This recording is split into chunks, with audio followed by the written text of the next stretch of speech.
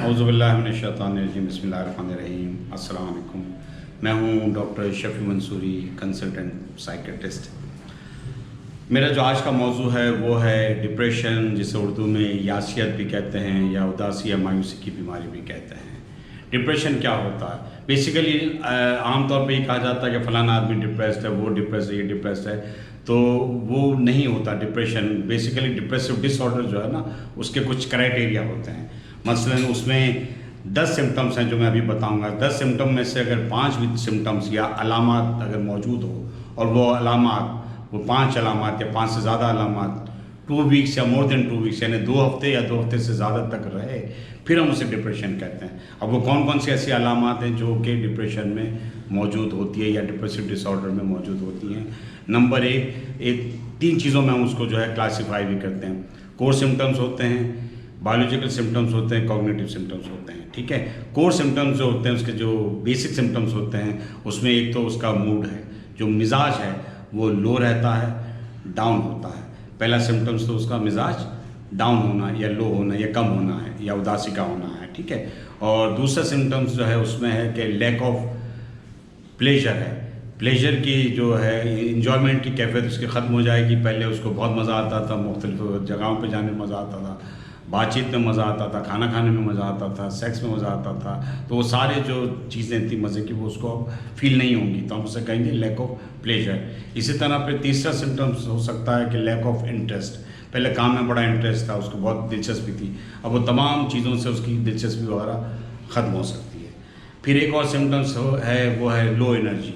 उसके अंदर एनर्जी का लेवल कम हो जाएगा, वो लेथार्जिक सा हो जाएगा। ख़ास तौर पर सुबह में कैफियत होती है कि उसको बिस्तर से उठने का दिल भी नहीं चाहेगा। तो ये तो कोर सिम्टम्स हो गए। बाकी सिम्टम्स कॉग्निटिव सिम्टम्स भी होते हैं, बायोलॉजिकल सिम्टम्स भी होते हैं। कॉग्निटिव सिम्टम्स में होपलेसनेस होता है कि उससे लगेगा बिल्कुल नाउमीदी सी महसूस होगी कि दुनिया में मेरे लिए कुछ भी नहीं बचा। फिर यही नाउमीदी सुसाइड की तरफ जा सकती है, सुसाइडल थॉट्स आ सकते हैं, सुसाइडल प्लान बन सकते हैं, फिर सुसाइडल एक्शन हो सकता है। फिर दूसरी अलामात के अंदर जो है कॉग्निटिव सिम्टम्स में आ सकता है कि फीलिंग्स ऑफ गिल्ट है कि वो अपने आप को मलामत करेगा, अपनी ज़ात को मलामत करेगा और वो अपने आप को बुरा भला कहेगा कि मैं ही बुरा हूँ और सारे वाक़यात जो हो रहे हैं दुनिया में वो मेरी वजह से हो रहे हैं। फिर एक और फीलिंग्स होती है फीलिंग्स ऑफ वर्थलेसनेस, यानी वो अपने आप को बड़ा कमतर समझेगा, वो समझेगा इस माशरे का वो बेकार सा आदमी है। इन सिम्टम्स के अलावा दूसरे सिम्टम्स बायोलॉजिकल सिम्टम्स में आते हैं, जिसमें नींद का डिस्टर्ब होना है कि नींद डिस्टर्ब होगी, या तो कम हो जाती है बाज़ केसेस में, या ज़्यादा भी हो जाती है एटिपिकल डिप्रेशन में, या फिर नींद में शुरू में आने में दुश्वारी होती है, बाज़ दफ़ा उस स्लीप को मेंटेन करना मुश्किल होता है, बाज़ दफ़ा जल्दी आँख खुल जाती है। फिर स्लीप के अलावा एपिटाइट है, उसके अंदर भूख के अंदर कमी हो सकती है, बाज़ केसेस में जो एटिपिकल डिप्रेशन बहुत ज़्यादा हो सकती है। वेट लॉस हो सकता है, उसका वज़न कम हो सकता है। तो इन शॉर्ट में ये कह सकता हूँ कि जो 10 अलामात हैं, अगर इन 10 अलामात में से मतलब मसलन कौन कौन से 10 अलामात हैं? एक तो हो गया low mood, lack of interest, lack of pleasure, feelings of guilt, इसके अलावा जो है लो एनर्जी, अच्छा वर्थलेसनेस, पुअर कंसंट्रेशन, ये भी कॉग्निटिव सिम्टम्स है। फिर एपिटाइट का डिस्टर्ब होना है, लॉस ऑफ एपिटाइट है, स्लीप डिस्टर्बेंसेस है, सुसाइडल थॉट्स हैं। तो इन अलामात में से अगर 5 आपको अलामत मिल जाएं और वो 2 हफ्ते से ज़्यादा तक रहे, तब हम उससे कहते हैं डिप्रेसिव डिसऑर्डर। अगर किसी को 2 दिन तक कोई प्रॉब्लम हो रही है तो हम उससे डिप्रेसिव डिसऑर्डर नहीं कहेंगे। तो इसलिए साइकेट्री में ड्यूरेशन भी काउंट करती है और इंटेंसिटी भी काउंट करती है कि कितना सीवियर है सिम्टम्स, कितने ज़्यादा सिम्टम्स हैं। कलेक्शन ऑफ सिम्टम्स होते हैं, एक सिम्टम्स में कोई डायग्नोसिस नहीं बनती, तो उसमें कलेक्शन ऑफ सिम्टम्स हैं। उसका ड्यूरेशन है कि ड्यूरेशन कितनी है, उसकी इंटेंसिटी कितनी है और कितने अरसे से ये सिलसिला चल रहा है। तो ये डिप्रेशन हो गया। अब डिप्रेशन जो है किन लोगों में ज़्यादा होता है? डिप्रेशन ज़्यादा फीमेल में ज़्यादा होता है as compare to male. Male के मुकाबले में ख़वातीन में ये मर्ज़ ज़्यादा होता है। फिर ये पॉपुलेशन में ये 20 साल से लेकर 50 साल के लोगों में ज़्यादा कॉमन है। अच्छा, इसकी प्रीवेलेंस जो है वो पाकिस्तान में भी बहुत ज़्यादा है, 37 से कहते हैं 40% तक है इसकी प्रीवेलेंस है।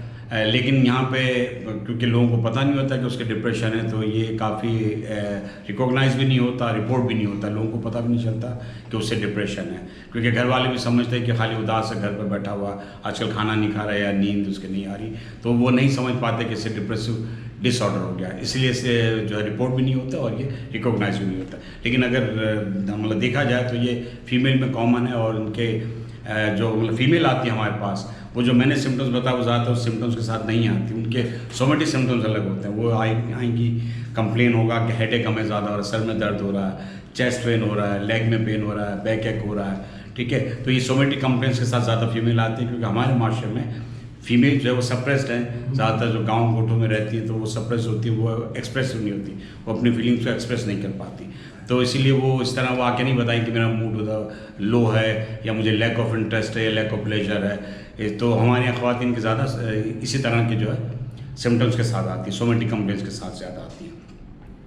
फिर हम इसमें ये देखें कि मतलब ये इस कदर ज़्यादा है कि आज हमने 5-6 साल पहले सुना था कि ये कार्डियक इलनेसेस के बाद दूसरे नंबर का डिप्रेशन हो गया 2020 में। तो 2020 आ गया, मेरा ख्याल अब ये दूसरी इलनेस हो गई है, जो कि कार्डियक के बाद ये दूसरी इलनेस है जो पूरे दुनिया में सबसे ज़्यादा है। आप अंदाज़ा लगा लें कि कितनी ज़्यादा डिप्रेशन हमारी पॉपुलेशन में एग्जिस्ट करती है। अच्छा, अब इनके आ जाते हैं कॉजेज़ पे कि ये कॉजेज़ इसके क्या हैं।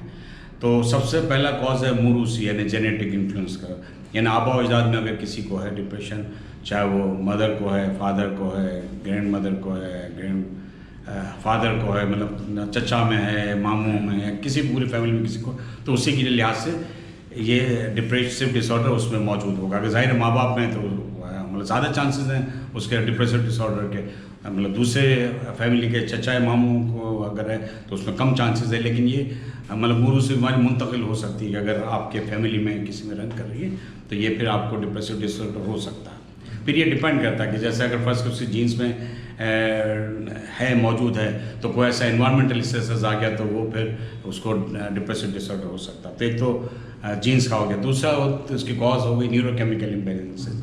हमारे ब्रेन में, हमारे दिमाग में बहुत सारे केमिकल्स होते हैं, तो वो न्यूरोकेमिकल इम्बैलेंसेस हो जाते हैं। मसलन उसमें डोपामिन होता है, सेरोटोनिन होता है, नॉरएपिनेफ्रिन होता है, उसकी डेफिशिएंसी हो जाती है। खास तौर पे सेरोटोनिन की डेफिशिएंसी हो जाती है, फिर सेकंड नॉरएपिनेफ्रिन की और डोपामिन की, इनकी कमी वाक़ई हो जाती है, इम्बैलेंस हो जाता है, तो उसकी वजह से भी डिप्रेशन होता है। ये न्यूरोकेमिकल इम्बैलेंसेस की दूसरी वजह। तीसरी वजूहत में इन्वायरमेंटल स्ट्रेसेस हैं, लाइफ के जो स्ट्रेसेस हैं, चाहे वो फाइनेंशियल स्ट्रेसेस हों, फैमिली स्ट्रेसेस हों, एजुकेशनल स्ट्रेसेस हों, ठीक है, या पर्सनल स्ट्रेसेस हों, तो वो सारे इन्वायरमेंटल फैक्टर्स जो काउंट करते हैं डिप्रेसिव डिसऑर्डर काउंट होने में। खासतौर हमारे पॉपुलेशन में जैसे पाकिस्तान है या इंडिया है या बांग्लादेश, या पोवर्टी का रेट ज़्यादा है, गुर्बत ज़्यादा है, तो गुर्बत की वजह से भी डिप्रेसिव डिसऑर्डर ज़्यादा होता है। फिर और फैमिली इश्यूज़ होते हैं, डिवोर्स है, ठीक है, सेपरेशन है, या मतलब सिंगल है, शादी नहीं हो रही, तो ऐसे इश्यूज़ भी हैं, मैरिटल कन्फ्लिक्ट्स हैं, तो बहुत सारे स्ट्रेसर्स हैं जो कि फिर वो डिप्रेसिव डिसऑर्डर कॉज कर सकते हैं। फिर एक होता है ऑर्गेनिसिटी के, अगर ऑर्गेनिक इलनेसेस हैं, किसी को एपिलेप्सी है या कार्सिनोमा ऑफ द पेनक्रियाज है, किसी और जगह का कैंसर है, ठीक है, या और कोई क्रॉनिक इलनेसेस हैं, डायबिटीज़ है, तो फिर ये इलनेसेस की वजह से भी डिप्रेसिव डिसऑर्डर हो सकता है। फिर एक और चीज़ होती है कि पर्सनैलिटी कैसी है, उसकी पर्सनैलिटी कितनी, इसकी कोपिंग स्किल्स कैसी है। अगर कोपिंग स्किल्स अच्छी है तो वो इन्वायरमेंटल स्ट्रेसेस को कोप कर सकता है, उसके साथ डील कर सकता है। अगर उसकी पर्सनैलिटी वीक होगी तो फिर ज़रा सा भी स्ट्रेसेस आएगा तो उसको कोप नहीं कर सकेगा और वो डाउन हो जाएगा। तो वो डिपेंड करता है कि आपकी पर्सनैलिटी कैसी है, आपकी ग्रो कैसे हुई है, और आप कैसे जो है ना ज़िंदगी को लेके बचपन से लेके चलें। इसी तरह चाइल्डहुड ट्रॉमा अगर आप में है तो भी चांसेस है कि आप डिप्रेसिव डिसऑर्डर बाद में हो जाए। अगर बचपन में किसी के साथ जो सेक्सुअल एब्यूज़ हुआ, फिजिकल एब्यूज़ हुआ, उसके चांसेस हैं कि उसको भी डिप्रेसिव डिसऑर्डर्स हो सकते हैं। इसी तरह जो लोग नशा वगैरह करते हैं, सब्सटेंस एब्यूज़र, उसमें भी डिप्रेसिव डिसऑर्डर्स हो सकते हैं। तो ये सारे कॉजेज़ हैं जो कि डिप्रेसिव डिसऑर्डर कॉज कर सकते हैं। अब हम आते हैं उसके इलाज में। इलाज में हम इस तरह कहते हैं बायोसाइकोसोशल ट्रीटमेंट, बायोलॉजिकली ट्रीट करते हैं, साइकोलॉजिकल करते हैं, और साइकोलॉजिकली उसको ट्रीट करते हैं और सोशली करते हैं। बायोलॉजिकली सबसे पहला है कि अगर फर्स्ट करें कि इमरजेंसी में कोई केस आए और सीवियर डिप्रेशन है, जैसे माइल्ड डिप्रेशन भी होता है, मॉडरेट भी होता है और सीवियर भी होता है। अगर सीवियर डिप्रेशन है, फर्स्ट करें कि सीवियर डिप्रेशन का मतलब है कि उसके साथ जो है सुसाइडल थॉट्स भी हैं, सुसाइडल टेंडेंसीज भी है, उसने खाना पीना भी छोड़ दिया है, ठीक है, खा भी नहीं रहा खाना, और तो उसके वज़न भी कम हो रहा। तो सीवियर डिप्रेशन है तो हमारा पहला काम जो बायोलॉजिकल ट्रीटमेंट है वो उसको एडमिट करना, दाखिल करना है। तो सबसे पहले हम उसको दाखिल करेंगे ताकि सेफ़ एंड सिक्योर इन्वायरमेंट उसे मिले, ठीक है, सुसाइड से उसे बचाना है तो सेफ़ एंड सिक्योर इन्वायरमेंट उसे सबसे पहले हमने प्रोवाइड किया। सेकंड चीज़ हम आती है कि फिर इन्वेस्टिगेशन वगैरह करवाते हैं, लैब्स वगैरह मुख्तलिफ होते हैं, CBC, थायराइड प्रोफाइल वगैरह, या random blood sugar, basic test वगैरह कराते हैं कि किसी कॉज को हम फाइंड आउट करते हैं किसी वजह से तो नहीं, फर्स्ट करके थायराइड की डेफिशिएंसी है तो फिर हम उसे थायरोक्सिन वगैरह देते हैं ताकि उसका डिप्रेशन खत्म हो जाए, तो ऑर्गेनिसिटी को रूल आउट करते हैं, ठीक है। फिर ये बायोलॉजिकली फिर हम जो है वो मेडिसिन शुरू करते हैं। मेडिसिन में एंटी डिप्रेशन बहुत सारी आती है, मेरा ख्याल है वो आवाम के लिए इतनी ज़्यादा मतलब यूज़फुल नहीं है कि अगर मैं उन सबके नाम बताऊं, लेकिन वो SSRI भी होती है और इसी तरह ट्राइसाइक्लिक भी है, बहुत सारी मेडिसिन है जो कि आपके जो है मतलब डोपामिन के लेवल को बढ़ाती है, कुछ नॉरएपिनेफ्रिन के लेवल को बढ़ाती है, कुछ जो सेरोटोनिन के लेवल को बढ़ाती है, तो एंटी डिप्रेसेंट्स हैं। ये भी ऐसा नहीं होता कि एक ही दिन में काम करे, 2 से 4 वीक्स तक तो उसको काम करने में लगता है, इसलिए इसमें वेट करना पड़ता है कि 3 से 4 हफ्ते और फिर ये अपना काम शुरू करते हैं। फिर इसका इलाज इस तरह भी है कि फिर हम उसे ECT कहलाता है, इलेक्ट्रोकन्वल्सिव थेरेपी, जिससे आम ज़बान में मशीनी इलाज कहा जाता है। ये भी सबसे ज़्यादा मुफीद है अगर कोई सुसाइडल है, उसको खुदकशी के ख्यालात आ रहे हैं, खाना पीना छोड़ दिया है और बहुत ज़्यादा साइकोटिक है। साइकोटिक का मतलब है loss of touch with reality, यानी हकीकी दुनिया से उसका नाता ख़त्म हो गया है, ठीक है। तो फिर हम जो है ECT मशीनी इलाज भी करते हैं और मशीनी इलाज बहुत ज़्यादा इफेक्टिव है। मशीनी इलाज और के जो पोस्टमार्टम साइकोसिस है, यानी बच्चा की पैदाइश के बाद जिनको डिप्रेशन होता है, जिसे हम पोस्टमार्टम साइकोसिस कहते हैं, उसमें भी मशीनी इलाज का बहुत अच्छा रोल है।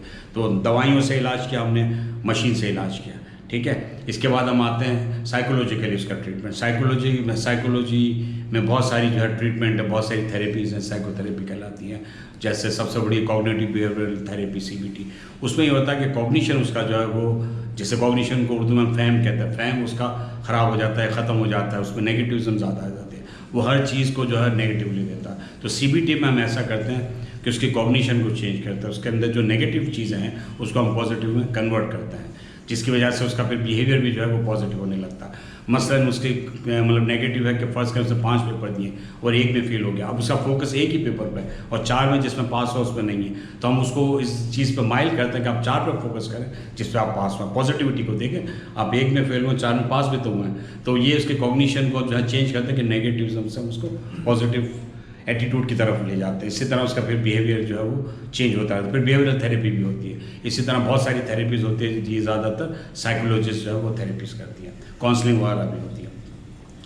फिर आता है कि सोशली उसको कैसे ट्रीट किया जाए, तो ये ज़्यादा सोशल वर्कर का रोल इसमें होता है कि फ़र्ज़ करें कि उसके डिप्रेशन की वजह होमलेसनेस है, कि उसका होम ही नहीं है, जॉबलेस है, वो इसलिए भी नहीं है, तो फिर मतलब यूरोप, अमेरिका या दूसरे जितने भी तरक्की याफ्ता ममालिक हैं, सोशल वर्कर उसके होम जो है तलाश करके देते हैं। ग्रुप होम होते हैं, दूसरे होम जो भी हैं वो उसको मतलब सर्च करके फिर इसके बाद उनको ये कहते हैं कि हमने आपका होम का इंतज़ाम कर लिया, ताकि उसके डिप्रेशन जो है वो बाद में रिलैप्स ना हो या बाद में ना हो जाए। इसी तरह अगर वो जॉबलेस है तो सोशल वर्कर उसकी जॉब का इंतज़ाम करते हैं। तो ये पूरा रिहेबिलिटेशन कहलाता है कि दोबारा से उसको नई ज़िंदगी देना या उसको उस कंडीशन में वापस आना जिसमें वो था। तो रिहेबिलिटेशन के अंदर उसकी फंक्शनलिटी को भी इम्प्रूव किया जाता है और उसकी क्वालिटी ऑफ लाइफ को भी इम्प्रूव किया जाता है। तो खाली मेडिसिन ही देना नहीं होता, साइकोथेरेपी करना भी है और उसके साथ उसकी जो है वो काउंसलिंग के साथ साथ इसकी रिहेबिलिटेशन में उसकी फंक्शनलिटी भी इम्प्रूव हो और उसकी क्वालिटी ऑफ लाइफ भी इम्प्रूव। ये हमारा बेसिक एम होता है, मकसद होता है कि उसकी क्वालिटी ऑफ लाइफ अच्छी हो और वो जब हॉस्पिटल में अगर है तो वहाँ हॉस्पिटल से डिस्चार्ज हो तो बाद में रिलैप्स ना हो, क्योंकि फिर रिलैप्स होने के चांसेस ज़्यादा होते हैं। डिप्रेशन अगर एक दफ़ा हो गया तो इसका मतलब ये नहीं कि फिर कभी नहीं हो सकता। जिस तरह टायर पंक्चर हो गया एक दफ़ा और आपने टायर पंक्चर बना लिया, इसका मतलब ये नहीं कि वो पंक्चर दोबारा नहीं हो सकता। आप किसी ऐसी जगह जाएंगे तो दोबारा टायर पंक्चर हो सकता है। इसी तरह डिप्रेशन का भी कि एनवायरनमेंट अगर वो सही हो गया उसका डिप्रेसिव डिसऑर्डर और एनवायरनमेंट ऐसा है उसका स्ट्रेसफुल है, फैमिली में गया, फैमिली कोऑपरेटिव नहीं है या फैमिली का एनवायरनमेंट इतना ज़्यादा नहीं है, तो फिर उसको दोबारा फिर डिप्रेसिव डिसऑर्डर हो सकता है। या फिर वो मेडिसिन प्रॉपरली नहीं ले रहा, कम डोज में ले रहा है, या फिर वो मेडिसिन खुद ही छोड़ रहा है बगैर कंसल्टेशन के, तो फिर उसको रिलैप्स होने के चांसेस ज़्यादा होते हैं। इसीलिए इसमें ज़रूरी है कि आप साइकेट्रिस्ट से कंसल्ट भी करें, मेडिसिन उसके लिहाज से करें, फिर फॉलोअप के लिए भी जाएं और मेडिसिन उस वक्त तक लेते रहें जब तक कि आपका साइकेट्रिस्ट आपको मेडिसिन का मना ना करे। तो ये सारी डिप्रेशन की बातें थी। डॉक्टर साहब थैंक यू। आप सदमे के बाद भी डिप्रेशन होती है, घरू माहौल से भी होती है जी जी। और कुछ मिसकंसेप्ट्स हमारे माशरे में टेम्पोज एंड मिथ्स बने हुए हैं। जी जी। क्योंकि हम तो लड़कियों के मामले में तो ख़ास तौर कभी किसी को बता ही नहीं पाते कि इनको, और आप ये भी इन्हें बताएं हमारे सुनने वालों को कि जैसे जिस्मानी बीमारी है ये भी एक बीमारी है जिसका इलाज है जी। So they shouldn't avoid it. Come forward please. जी मैसेज है। हाँ जी बहुत शुक्रिया आपने मतलब बताया ये कि वाकई हमारे मिसकॉन्सेप्शन बहुत ज़्यादा, मिथ्स बहुत ज़्यादा, हकीकत की फैक्ट्स नहीं हैं। तो अगर फैक्ट्स को तलाश करेंगे तो फिर हमें ज़्यादा आसानी होगी, क्योंकि लोगों के जहन में ये है कि जो नफसियाती बीमारी है ये बस सिर्फ आसेब की वजह से होती है, या जिन्नात है, भूत है, परी है, उसी की वजह से होती है। लेकिन जिस तरह जिस्मानी बीमारी है ना, जिस तरह हम कहते हैं डायबिटीज़ है, तो डायबिटीज़ पे कोई नहीं कहता कि आसेब की वजह से, या अल्सर है, या आइस की बीमारी है, ग्लूकोमा है, कैटरेक्ट है, ये भी सारी बीमारियां हैं। तो जो हमारा दिमाग है वो भी जिस्म का एक हिस्सा है, अलग तो नहीं है। तो जिस तरह और ऑर्गन्स पे या बीमारियां होती हैं, इसी तरह दिमाग में भी बीमारियां होती हैं। लेकिन इसके अंदर ये बीमारी क्योंकि नज़र नहीं आती, तो हमारे यहाँ मिसकॉन्सेप्शन ज़्यादा होता है। लेकिन ये भी इसमें भी साइंस इन्वॉल्व है। जैसा आइस के डॉक्टर्स होते हैं तो आइस की पूरी फिजियोलॉजी होती है, पैथोलॉजी होती है, बायोकेमिस्ट्री होती है, हार्ट की पूरी केमिस्ट्री होती है, बायोकेमिस्ट्री होती है, फिजियोलॉजी होती है, एनाटॉमी होती है। इस तरह ब्रेन की भी है, ब्रेन में भी स्ट्रक्चर बना हुआ है, उसके अंदर फंक्शंस हैं, सारे आर्टरीज हैं, वेन्स हैं, नर्व्स हैं, उसका एक स्ट्रक्चर, उसका एक निज़ाम है, उसमें केमिकल्स हैं। तो जिस तरह साइंटिस्ट हर चीज़ को जानते हैं, इस तरह डॉक्टर जो है वो मतलब जानते हैं कि दिमाग में क्या क्या हो रहा है, कौन से केमिकल कम हो रहे हैं, कौन से ज़्यादा हो रहे हैं, तो फिर वो उसको इसी लिहाज से ट्रीट करते हैं। तो अगर कॉन्सेप्ट अच्छा हो तो फिर आदमी के लिए बड़ी आसानी होती है। जैसे देखें ना, अगर हमारा मोबाइल ख़राब हो जाता है तो हम कहीं इधर उधर कहीं नहीं भागते, हम जाते हैं सीधे जो मोबाइल वाले के पास कि वैसे सही कर दे। अब बड़े से बड़े डॉक्टर के पास भी नहीं जाएंगे मोबाइल लेके कि ये बहुत बड़ा सर्जन है, बहुत बड़ा डॉक्टर, आप मोबाइल वाले के पास ही जाएंगे, क्योंकि आपको पता है कि मोबाइल कल में इसी आदमी को है। ठीक है, अगर आपका रेफ्रिजरेटर ख़राब हो जाता है, टीवी ख़राब हो जाता है, पंखा ख़राब हो जाता है, तो आप इलेक्ट्रिशियंस के पास ही जाते हैं, क्योंकि आपको एतमाद होता है कि यही इस चीज़ों को जानता है। तो इसी तरह जो दिमाग है, वो दिमाग को ज़्यादा जानने वाले डॉक्टर्स ही हैं। सबसे ज़्यादा जिन्होंने रिसर्च की है, जिन्होंने काम किया होता है, वो आपके डॉक्टर्स हैं, जो ये जानते हैं कि दिमाग में क्या क्या चीज़ें हो रही हैं, क्या क्या नहीं हो रही। जिसमें मतलब जनरल फिजिशियंस भी होते हैं, न्यूरोलॉजिस्ट भी होते हैं, साइकेट्रिस्ट भी होते हैं। तो हमें उन्हीं के पास जाना चाहिए जो इन चीज़ों को जानते हैं। ऐसे लोगों के पास नहीं जाना चाहिए जो मतलब जिन्होंने मतलब मैट्रिक भी नहीं किया हुआ, वो 8वीं पास हो और वो अपना मतलब हवा में जो है तीर छोड़ रहे हो और लोगों को बेवकूफ़ बना रहे हो सिर्फ पैसा हासिल करने के लिए। डॉक्टर साहब, जनरली आप ये अप्रिशिएट करेंगे, लोगों को बताएंगे, मैसेज देंगे, early detection, regular checkup, avoid complication. तो इनको आना चाहिए, दे शुड कम फॉरवर्ड, ये लिमिटेशंस रिस्ट्रिक्शंस से बाहर निकले। अगर बीमारी है तो उसका इलाज है, हमें करना है। बिल्कुल जी। डॉक्टर पंजवानी साहब, आपने बड़ी अच्छी बात कही कि हमें पहले आना चाहिए, बजाय इसके कि बीमारी वजह prevention is better than cure. आपने सुना हो क्या, आई स्टिच इन टाइम सेव्स 9। अगर वक्त पे एक टांका लग जाए तो फिर 9 टांकों से बचत होती है। तो हमें उस वक्त साइकेट्रिस्ट या साइकोलॉजिस्ट के पास जाना चाहिए जब स्ट्रेस में महसूस हूँ अपने आप को, आपको लगे कि मेरी लाइफ बड़ी स्ट्रेसफुल हो रही है, मैं बड़ा दबाव में आ रहा हूँ, ठीक है, मैं इसको कोप करने में मुझे दुश्वारी हो रही है। अभी आप डिप्रेसिव डिसऑर्डर का शिकार नहीं हुए, अभी आप शिज़ोफ्रेनिया का शिकार नहीं हुए, अभी आप एंजाइटी डिसऑर्डर, लेकिन आपको लग रहा है कि स्ट्रेस बहुत ज़्यादा, चाहे वो जॉब का स्ट्रेस हो, चाहे वो फैमिली का स्ट्रेस हो, चाहे वो मैरिटल स्ट्रेस हो, ठीक है, जो स्ट्रेस आप फील करें कि ये दबाव बहुत ज़्यादा बढ़ रहा है, तो आपको चाहिए कि आप कंसल्ट करें। आप जाके बताएं कि डॉक्टर साहब मुझे ये आजकल स्ट्रेस हो रहा है, मैं इससे कैसे कोप करूँ, मैं कैसे इससे निबर्द आजमाऊँ। जब आपकी काउंसलिंग होगी, आपकी थेरेपी होगी, तो आपको समझ में आएगा कि मैं इससे निबर्द आजमा हो सकता हूँ। फिर ऐसा होगा कि फिर आपको नेगेटिव थॉट्स भी नहीं आएंगे, मौत के ख्यालात भी नहीं आएंगे, होपलेसनेस भी नहीं होगी, और फिर आप डिप्रेशन में भी नहीं जाएंगे। तो इसीलिए इसके लिए ज़रूरी है कि आप साइकेट्रिस्ट या साइकोलॉजिस्ट से इन टच में रहें। छोटे छोटे हालात में भी अगर आपके लगे कि मुझे कोई प्रॉब्लम हो रही, तो उसमें शर्माना नहीं चाहिए। हमारी सबसे बड़ा ये चीज़ है कि हम शर्माते हैं, शायद मतलब फील करते हैं शायद कि अगर हम साइकेट्रिस्ट के पास गए तो लोग हमें पागल कहेंगे। हालांकि ऐसा नहीं है। अब तो आप देखिए हॉकी के खिलाड़ी जितने भी हैं या क्रिकेटर्स हैं, वो भी साइकेट्रिस्ट से जो है वो मतलब कंसल्ट कर रहे होते हैं। बल्कि टीम में तो साइकेट्रिस्ट या साइकोलॉजिस्ट को हायर किया जाता है, वो उन्हें बताते हैं कि कैसे आप अपनी स्ट्रेस को डील कर सकते हैं, कवर कर सकते हैं, और आप अपनी एंजाइटी को कैसे डील कर सकते हैं। अगर आपको बड़ा प्रेशर आ रहा है गेम में, तो आप कैसे उस प्रेशर से निकल सकते हैं, ठीक है, आप कैसे इम्प्रूव कर सकते हैं अपने गेम को। तो बहुत सारी चीज़ें इसमें, पढ़ाई में एक तालिब इल्म में वो आ सकता है कि मेरी मेमोरी बड़ी वीक लग रही है या मुझे याद नहीं होता, याद करने के कौन से मेथड्स हैं, तो वो स्टूडेंट्स भी आ सकते हैं अपनी काउंसलिंग के लिए, थेरेपी के लिए। तो इसमें इसका मतलब ये नहीं कि आप बीमार हो जब भी आए, और जब बीमारी हो ऑब्वियसली जब तो आपको आना ही है, तो साइकेट्रिस्ट और साइकोलॉजिस्ट के पास आपको जाना चाहिए थैंक यू, ताकि कोई कॉम्प्लिकेशन। मेहरबानी, यू वेलकम, थैंक यू।